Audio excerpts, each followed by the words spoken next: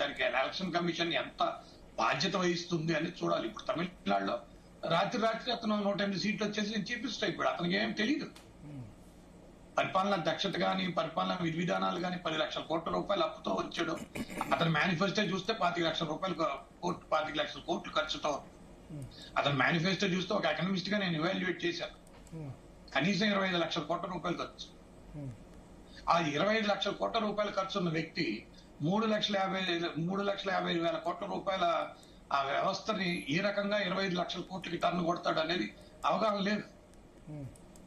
అంటే అతను జాతీయ ఉత్పత్తినే కాదు, అంటే మన ఆర్థిక విధానంలో దేశ ఆర్థిక విధానానికే అతను ఒక తూట్లు పొడి చేస్తున్నాడు. మీరు ఇందాక నుపూర్ శర్మ వ్యవహారంలో సూర్యకాంత్ మిశ్రా గురించి చెప్పారు.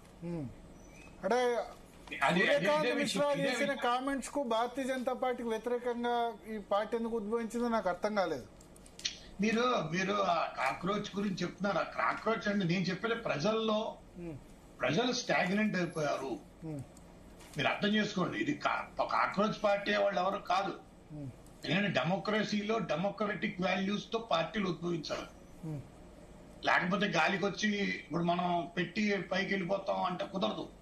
మనం చూసాం జానకి రామచంద్రన్, ఎంతో మంది ఒకరోజు చీఫ్ మినిస్టర్లు, 29 రోజులు చీఫ్ మినిస్టర్లు, ఒక రోజు డిప్యూటీ చీఫ్ మినిస్టర్ అక్కడ, ఒక రోజు డిప్యూటీ చీఫ్ మినిస్టర్ ఇక్కడ. మనం అక్కడ కూడా మహారాష్ట్రలో చూసాం. ఇదేంటంటే మీరు అర్థం చేసుకోండి, మీరు సీనియర్ జర్నలిస్ట్. నేను మాట్లాడే మాట చాలా clarity, different language, different tone తో మాట్లాడుతుంది. అది స్టాండర్డ్. అది ఒక పొలిటికల్ పార్టీ ఎస్టాబ్లిష్మెంట్ అనేది ఈ దేశానికి చాలా విలువైంది.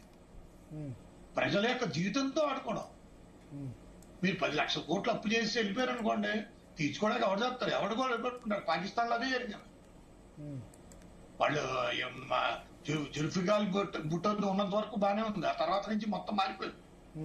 ఆర్మీ వాళ్ళు వచ్చిన దగ్గర నుంచి మొత్తం దేశం అంతా సర్వనాశనం అయిపోయింది. వాళ్ళు లెఫ్ట్ రైట్ సెంటర్ చూసుకోకుండా డబ్బులు తెచ్చేశారు.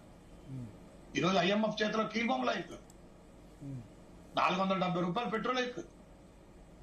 అలాంటి పరిస్థితి మనకు కూడా వచ్చేసిందా? దీనికి మూలాధారం పొలిటికల్ పార్టీస్.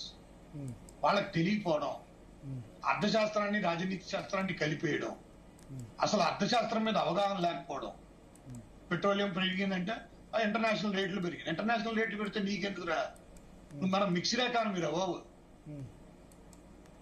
మన మిక్స్డ్ ఎకానమీకి ఇంటర్నేషనల్ పెట్రోలియం ప్రైసెస్ కి డిఫరెన్స్ ఏంటి? హెల్త్, ఎడ్యుకేషన్, ట్రాన్స్పోర్టేషన్, కమ్యూనికేషన్ అనే 4 సిద్ధాంతాలను మనం ప్రజలకు ఇవ్వాలనే సిద్ధాంతం మీద మిక్స్డ్ ఎకానమీ ఎస్టాబ్లిష్ చేశారు కదా 1947 లవ్ స్టోరీ.